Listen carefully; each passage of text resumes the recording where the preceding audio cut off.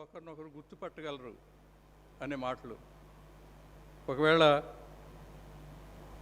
ఆ ఇరువురు, మోషే ఏలియాలు ఇరువురు కూడా కొండ అనుభవాన్ని ఎరిగిన వారే. కొండ ఎక్కడం అనేది వారికి క్రొత్త అనుభవం కాదు. నిర్గమాకాండము 24వ అధ్యాయము 17వ వచనం మనం చూసినప్పుడు, యెహోవా మహిమ కొండ శిఖరం మీద దహించు అగ్ని వలె ఉండెను, మోషే కొండ మీదకి ఎక్కెను అనే మాటలు చదువుతాము సినాయి పర్వతం గురుండి. ఏలియా విషయం వస్తే రాజులు మొదటి గ్రంథము 18వ అధ్యాయంలో కర్మేలు పర్వతం మీద దేవుని బలిపీఠాన్ని బాగు చేసి దేవుని పర్వతం అని పిలువబడే హోరేబు పర్వతానికి ఏలియా వెళ్ళడం, అక్కడ యెహోవా మెల్లని స్వరం విని తన దుప్పటితో ముఖం కప్పుకొనడం అనే సంగతులు మనం గమనిస్తాము.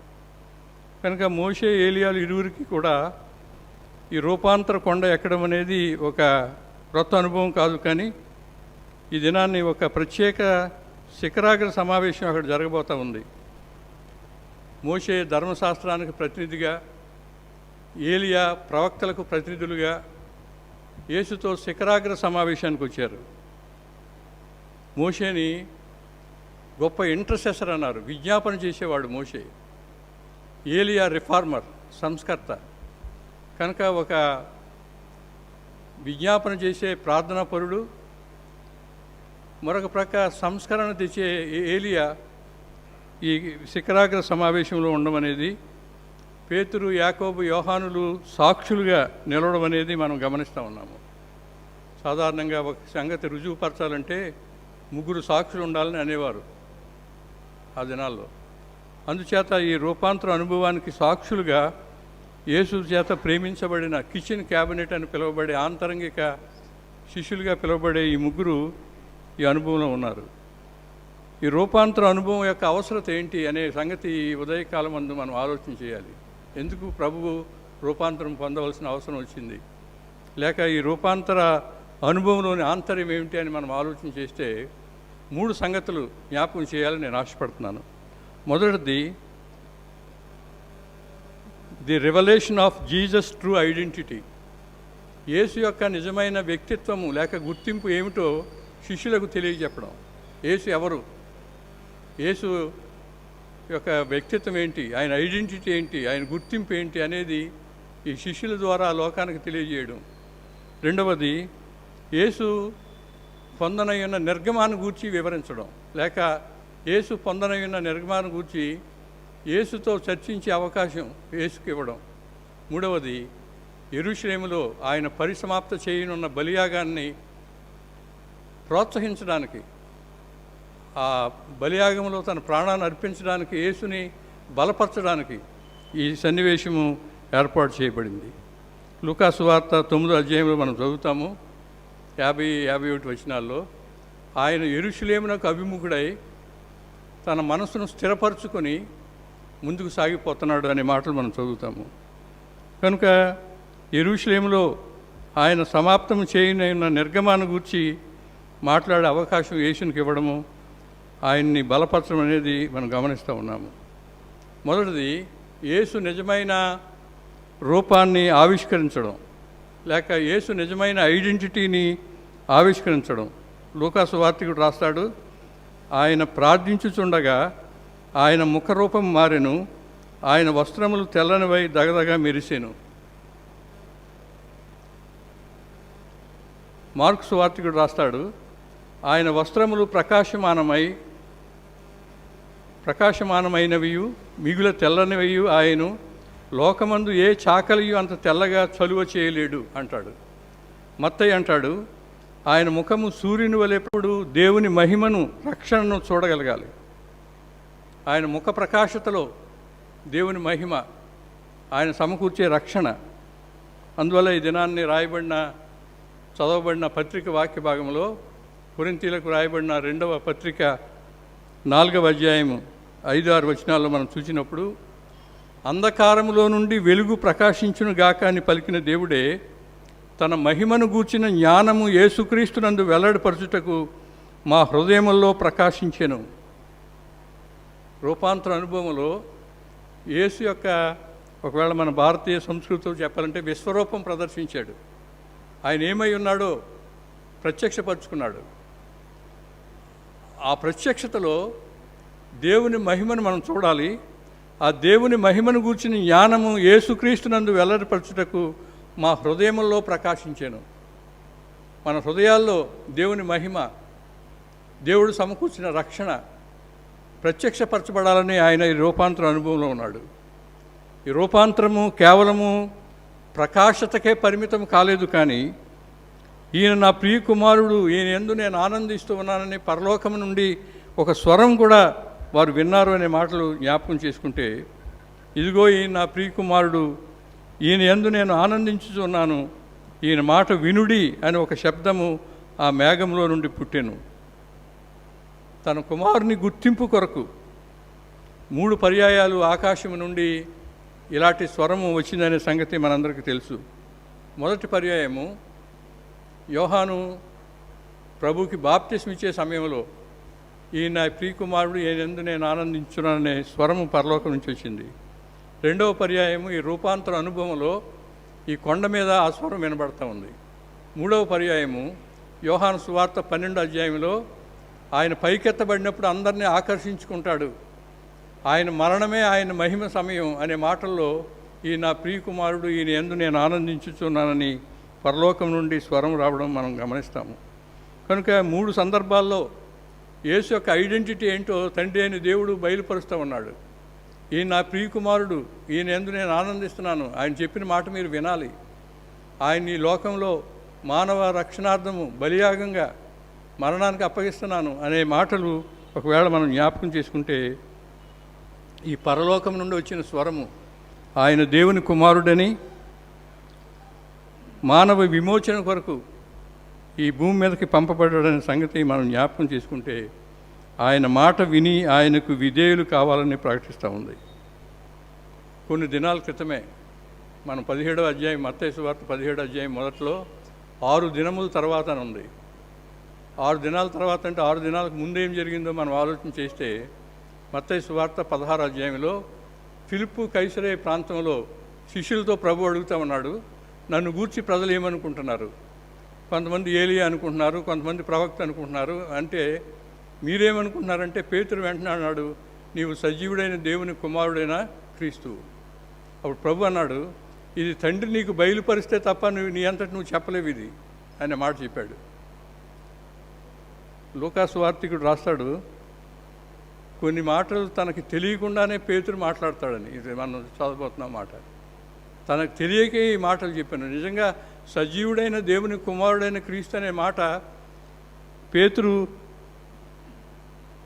నిజంగా ఎరిగి చెప్పింది కాదు, కానీ తండ్రి అయిన దేవుడు ఆయనకు బయలుపరిచాడు. ఈ 16వ అధ్యాయము చివరి వరకు మనం చదివితే ఆయన పొందబోయే శ్రమలు, ఆయన పొందబోయే మరణం వారికి వివరిస్తూ ఉన్నాడు.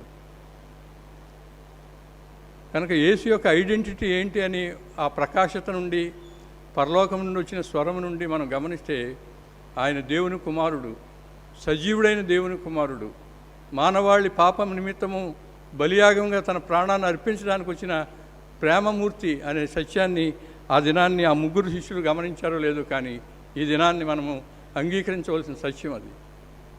యేసు దేవుని కుమారుడు, యేసు పరిశుద్ధుడు, యేసు పాపం ఎరగనివాడు, మన కొరకు పాపంగా చేయబడినవాడు, మన పాపశిక్ష అనుభవించినవాడు.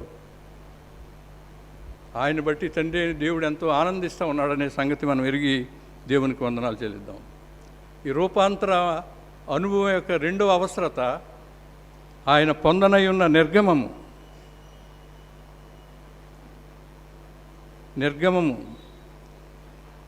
ఆ దినాల్లో శిష్యుల మనసులో 2 ప్రశ్నలు ఉద్భవిస్తూ ఉండేయంట. మొదటి ప్రశ్న, గాలి సముద్రం కూడా ఈయనకు లోబడుతున్నాయి, ఈయనెవడు? గ్రంథంలో రాయబడింది, గాలియు సముద్రమును ఈయనకు లోబడుతున్నవి, ఈయన ఎట్టివాడో అని వాళ్ళు అనుకునేవారు. రెండవది, నేను రాజును అంటున్నాడు, ఈయన రాజ్యం ఎప్పుడు వస్తుంది, ఈయన రాజ్యం సంగతి ఏంటి అని ఈ 2 ప్రశ్నలు వారితో ఉండేది. కనుక ఆయన ఎవడో, ఆయన రాజ్యం ఎలాంటిదో తెలియజెప్పడానికి ఈ రూపాంతర అనుభవము ఏర్పాటు చేయబడిందని మనం తలంచాలి. ఆయన పొందనై ఉన్న నిర్గమము,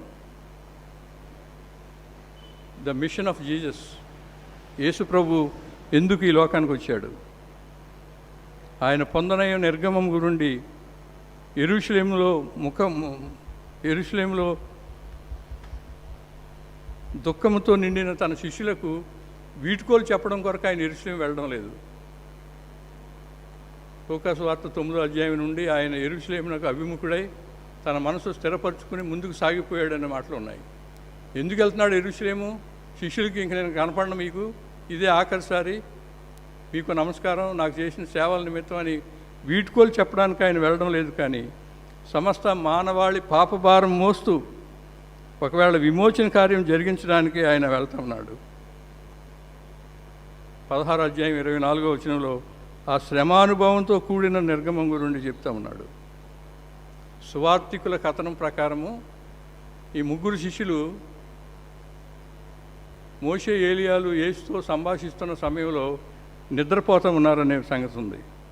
కనుక వాళ్ళు ముగ్గురు ఏం మాట్లాడుకున్నారో ఈ ముగ్గురు శిష్యులకి తెలియలేదంట. ఏలియా, మోషే, యేసు మాట్లాడుకునే సమయంలో ఈ ముగ్గురు శిష్యులు నిద్రపోతూ ఉన్నారు. కిచెన్ క్యాబినెట్, సొంత మనుషులుగా యాయిరు కుమార్తెను లేపినప్పుడు కానీ, గెత్సెమనే తోటలో కానీ, ఈ రూపాంతర అనుభవం కానీ ఈ ముగ్గురిని పట్టుకెళ్ళాడు. గెత్సెమనే తోటలో కూడా నిద్రపోయారు వాళ్ళు. కనుక ఈ ముగ్గురు మాట్లాడుకునేటప్పుడు నిద్రపోయారు కనుక వారు దేని గురించి మాట్లాడుకున్నారో తెలియలేదంట వీళ్ళకి. కనుక సువార్తికులు ఏమంటారంటే, అయితే పొరపాటున నిర్గమం అనే మాట వినపడి ఉంటుంది, ఓవర్ హెర్డ్. ఒక మాట ఏమి మిగిలిన లేకపోయినా నిర్గమం అనే మాట వాళ్ళకి వినపడి ఉంటుంది. లేకపోతే యేసుప్రభుని తర్వాత అడిగి ఉంటాడు పేతురు, అయ్యా మీ ముగ్గురు ఏం మాట్లాడుకున్నారు, మేము నిద్రపోయాము, ఏం మాట్లాడుకున్నారు చెప్పమంటే ప్రభు అయినా ఈ నిర్గమాన్ని గురించి ఆయన చెప్పి ఉంటాడు. నిర్గమము అనే మాట యూదులకు ఎంతో ప్రీతికరమైన మాట. ఎక్సోడస్, డిపార్చర్, వెడలిపోవుట. కనుక నిర్గమము గూర్చి మాట్లాడుకున్నారనే సంగతి ఆలోచన చేసినప్పుడు పేతురు, యాకోబు, యోహానులకు ఆనందం కలిగించే మాటది. కారణం ఏంటంటే ఇశ్రాయేలు ప్రజలకు నిర్గమము అనే మాటలో విడుదల, దేవునితో ప్రత్యేక సంబంధము, దేవుని అద్భుత కార్యాలు, సంహార దేవత వారి గృహాలు దాటిపోయే అనుభవము, ఎర్ర సముద్రంలో 2 పాయలుగా చేసి 6 నెలల్లో నడిచిన అనుభవము, మన్నాను తిన్న అనుభవము, పూరీలు తిన్న అనుభవము, నీరు పొందిన అనుభవము, ధర్మశాస్త్రము, నిబంధన మందసము, ఇవన్నీ నిర్గమము అనే మాటలో ఉన్నాయి. కనుక వారు నిర్గమమును గూర్చి మాట్లాడారన్నప్పుడు ఈ ముగ్గురు శిష్యులకి ఎంతో ఆనందకరమైన అనుభవం కలిగింది. నిర్గమకాండము 12వ అధ్యాయంలో మనం చదివితే ఈ పస్కా ఆచరించేటప్పుడు 26వ వచనం అనుకుంటాను, కుటుంబంలో చిన్నవాడు, అందరికన్నా చిన్నవాడు అడుగుతాడు, ఏంటి మీరు ఆచరించే ఈ సంగతి ఏంటి? అప్పుడు పెద్దోళ్ళు చెప్పాలి, మా దేవుడు ఐగుప్తు దాస్యం నుండి మమ్మల్ని విడిపించాడు, సంహార దేవత ఆ రాత్రి కాలమందు గృహాలు వెళ్ళేటప్పుడు మా ఇల్లు దాటిపోయాడు అనే సంగతులు మీరు చెప్పాలనే ఒక ఏర్పాటు ఉంది. కనుక వారు నిర్గమమును గూర్చి మాట్లాడుతున్నారనే సంగతి తెలిసినప్పుడు పేతురు, యాకోబు, యోహానులకు ఎంతో సంతోషం కలిగి ఉంటుంది. ఎందువల్లంటే వారు చిన్నవారుగా ఉన్నప్పుడు వారి కుటుంబాల్లో ఈ నిర్గమాన్ని గూర్చి వారు మాట్లాడుకున్నారు. నిర్గమం అంటే వాళ్ళకి తెలిసింది. కనుక యేసు యెరూషలేములో పరిసమాప్తం చేయనై ఉన్న ఈ నిర్గమం ఏమిటి?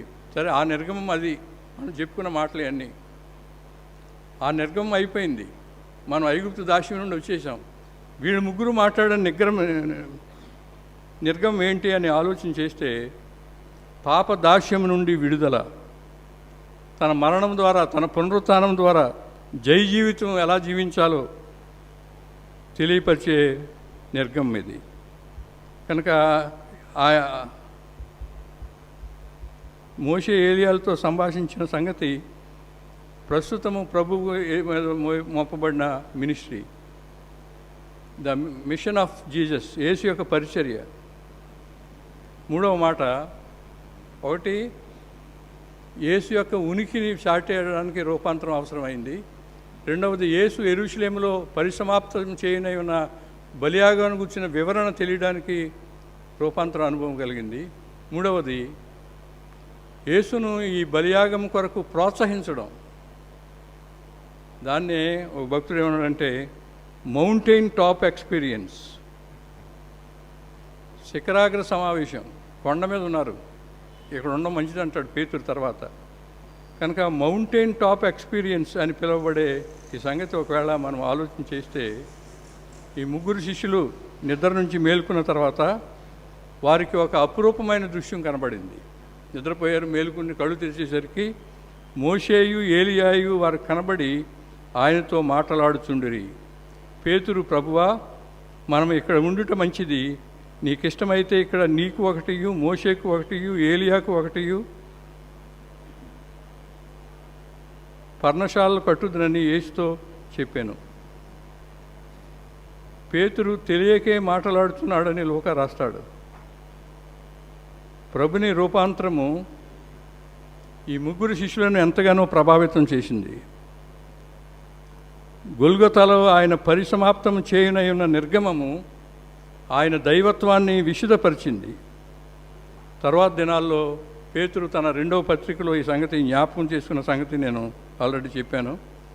ఒకవేళ పేతురు తన ప్రసంగాల్లో తర్వాత దినాల్లో ఈ రూపాంతర అనుభవంలో పొందిన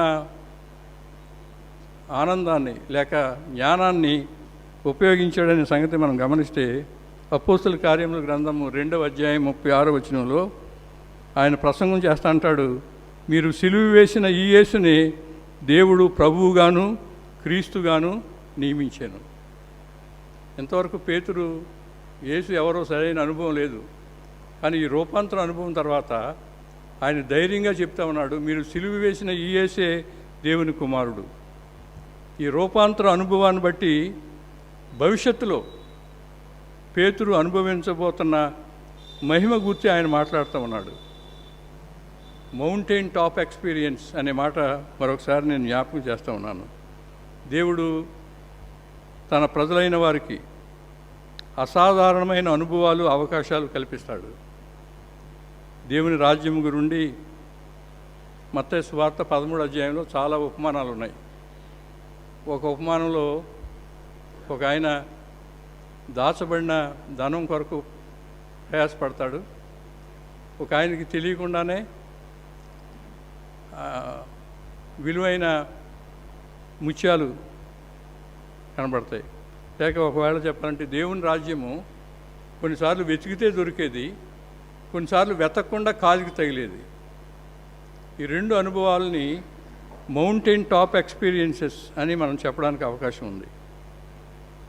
దేవుడు తన ప్రజలైన వారికి, ఆయన మీద ఆధారపడే వారికి, ఆయన దైవత్వాన్ని అంగీకరించే వారికి కొన్ని అసాధారణమైన అనుభవాలు కల్పిస్తాడు. హోరేబు పర్వతం మీద మెల్లని స్వరంతో ఆయన మాట్లాడుతూ ఉంటే ఏలియా జీవితంలో గొప్ప అనుభవం అది. పౌలు కొరింథీయులకు రాయబడిన 2వ పత్రికలో చెప్తాడు, 12వ అధ్యాయంలో 1వ వచనంలో చెప్తాడు, 14 సంవత్సరాల క్రితము 3వ ఆకాశానికి ఒక ఆయన కొనుక్కోబడ్డాడు అని తన అనుభవాన్ని 14 సంవత్సరాలు బయటపెట్టలేదు ఆయన. మనం చాలాసార్లు చిన్న చిన్న సందర్భాల్లో కూడా సాక్ష్యం చెప్తాము. పౌలు భక్తుడు 14 సంవత్సరాల క్రితము 3వ ఆకాశానికి కొనుక్కోబడ్డాడు. శరీరంతో కొనుక్కోబడ్డాడో శరీరం లేక కొనుక్కోబడ్డాడో, మొత్తం మీద 3వ ఆకాశానికి కొనుక్కోబడి 14 సంవత్సరాల అనుభవాన్ని దాచిపెట్టాడు. పౌలు జీవితంలో అది మౌంటైన్ టాప్ ఎక్స్పీరియన్స్. ఏలియా జీవితంలో హోరేబు కొండ మీద మెల్లని స్వరంతో దేవుడు మాట్లాడడం అనేది మౌంటైన్ టాప్ ఎక్స్పీరియన్స్. ఆ విధంగానే గాబ్రియేలు దూత మరియ కనపడి దయాప్రాప్తులారా అని చెప్పిన ఆ శుభ సందేశము ఆమె జీవితంలో మౌంటైన్ టాప్ ఎక్స్పీరియన్స్. కనుక ఈ మూడవది రూపాంతర అనుభవంలో యేసు ఉనికిని తెలుసుకోవడం, యేసు పొందనైన నిర్గమాన్ని గురించి మాట్లాడడం.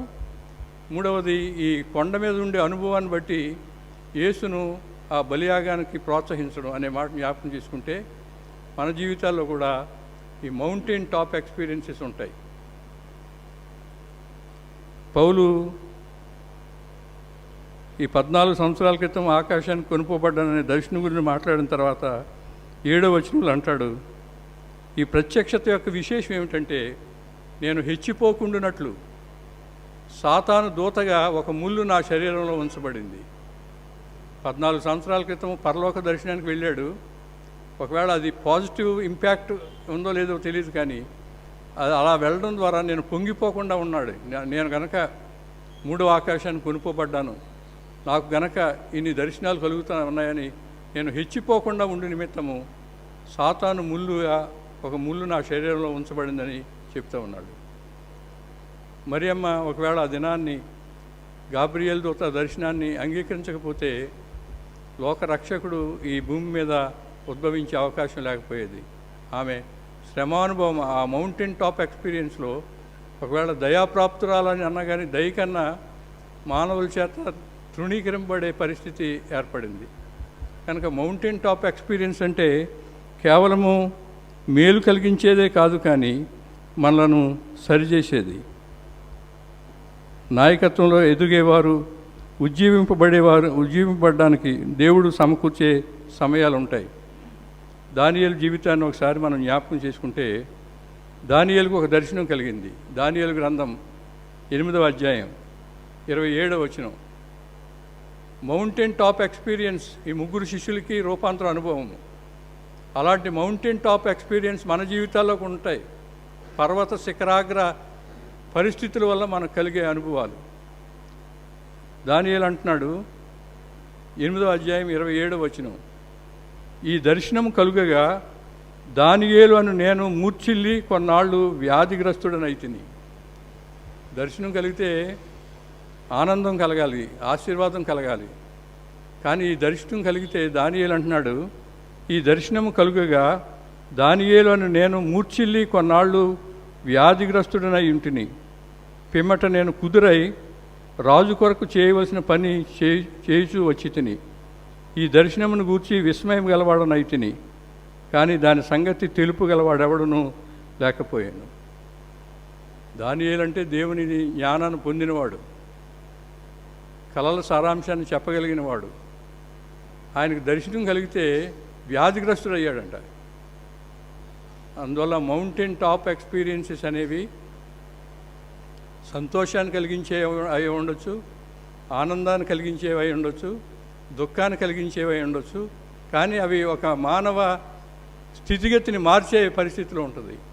నా జీవితంలో మౌంటైన్ టాప్ ఎక్స్పీరియన్స్ 2008వ సంవత్సరంలో వాక్యం చెప్తా ఇక్కడ నేను పడిపోవడము, హైదరాబాద్ నిమ్స్లో ఆపరేషన్. ప్రభు నన్ను ఇంకా సజీవుడిగా ఉండి ఈ బలహీనతలో వాడుకుందాం. నా జీవితంలో మౌంటైన్ టాప్ ఎక్స్పీరియన్స్. ఈ రూపాంతర ఆదివార దినాన్న ఒకవేళ మీ జీవితాల్లో, మన జీవితాల్లో ఈ పర్వత శిఖరాగ్ర సమావేశాలు లేక పర్వత శిఖరాగ్ర సంభవాలు మన జీవితాలను ఎలా ప్రభావితం చేయాలో ఆలోచించేద్దాము. ఒక సంఘం ఇలాంటి దర్శనాల గురించి ఆలోచన చేసినప్పుడు టాప్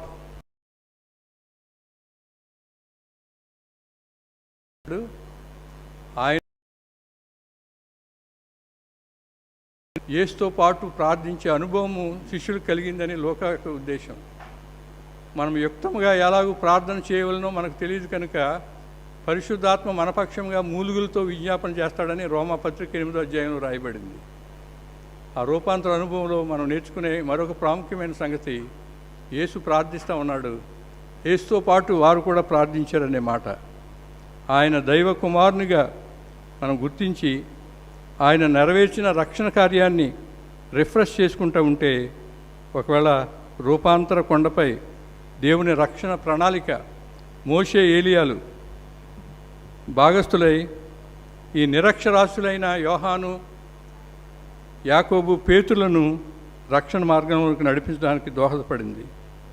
ఈ పర్వతం దిగిన వెంటనే వారు యెరూషలేముకు ప్రయాణమై వెళ్ళారనే మాటలను జ్ఞాపకం చేసుకుంటే ఈ రూపాంతర అనుభవం యొక్క ప్రయోజనాలు నశించిపోవచ్చున్న లోకానికి ఆత్మీయ ఉపదేశాలు బోధించాలంటే మనం కూడా సేద తీర్చుకునే సమయం ఉండాలి. మనకు కూడా కొండలెక్కే అనుభవం ఉండాలి. దేవుని సమీపంగా ఎదుర్కొనటం వెనుక ఒకవేళ దేవునితో ముఖాముఖి చూచి కొన్ని దర్శనాలు మనకు కలిగినప్పుడు వెనుకడుగు వేయడానికి ఈ అనుభవాలు కాదు, కానీ ముందుకు సాగిపోవడానికి అనుభవాలు. మరొక రీతిగా ఈ రూపాంతర అనుభవాన్ని జ్ఞాపకం చేసుకుంటే, యేసు మాటలు తిరుగులేని పలుకులు. వారు కళ్ళు తెచ్చేసరికి మోషే లేడు, ఏలియా లేడు, యేసు మాత్రమే మిగిలాడు. కనుక యేసు మాటలే మన జీవితానికి ప్రధానమైన సంగతి కూడా మనం జ్ఞాపకం చేసుకోవచ్చు. అంత మాత్రమే కాదు, కానీ ఈ పర్వత శిఖర అనుభవాలు మన జీవితంలో ఉంటే తప్ప రక్షణ సువార్త అనేకులకు మనము అందించలేము. 2021 సంవత్సరంలో రూపాంతర ఆదివారాన్ని ఆచరిస్తూ ఉన్న మనము యేసు తప్ప మరెవరూ మాకు అవసరం లేదు అనే తీర్మానానికి రావాలి. ఆయన మహిమను చూడాలి, ఆయన మాట వినాలి, ఆయన దేవుని కుమారుడని ఆయన ఐడెంటిటీని మనం ప్రకటన చేయాలి. సిలువలో ఆయన సమకూర్చిన బలియాగం ద్వారా మనం ప్రయోజనం పొందాలి. మన జీవితాల్లో మౌంటైన్ టాప్ ఎక్స్పీరియన్సెస్, పర్వత శిఖరాగ అనుభవాలు ఎప్పుడైనా కలుగుతాయేమో కనిపెట్టాలి. అలాంటి అనుభవాలు సమకూర్చడం ద్వారా ఒకవేళ మనము ఆయన రాజ్య నివాసులుగా చేయబడే అవకాశం ఉంది. కనుక మన జీవితాల్లో మరొకసారి ప్రభువు ముఖ ప్రకాశత మన హృదయాల్లో ప్రకాశించాలి. ఆయన మహిమను గూర్చిన జ్ఞానం మన హృదయాల్లో ప్రకాశించాలి. చదవబడిన పాత నిబంధన వాక్య భాగంలో 61వ అధ్యాయం యెషయా గ్రంథం 10-11 వచనాల్లో రక్షణ వస్త్రాన్ని ఆయన ధరింపచేస్తాడనే మాట కనబడతా ఉంది. రక్షణ వస్త్రము ధరింపబడినప్పుడు మనం కూడా ఆయన వలె ప్రకాశిస్తాము. రక్షణ వస్త్రము ధరింపజేయబడినప్పుడు మనము అనేకులకు దీవెన కారకులుగా ఉంటాము. కనుక ఈ రూపాంతర ఆదివార దినాన్ని అలాంటి అనుభవాలు పొందడానికి పరిశుద్ధాత్మ దేవుడు తన సహాయం మనకు అనుగ్రహించునుగాక. సమస్త జ్ఞానమునకు మించిన దేవుని సమాధానము యేసుక్రీస్తు వలన మన హృదయములకు మన తలంపులకు కావలి ఉండునుగాక.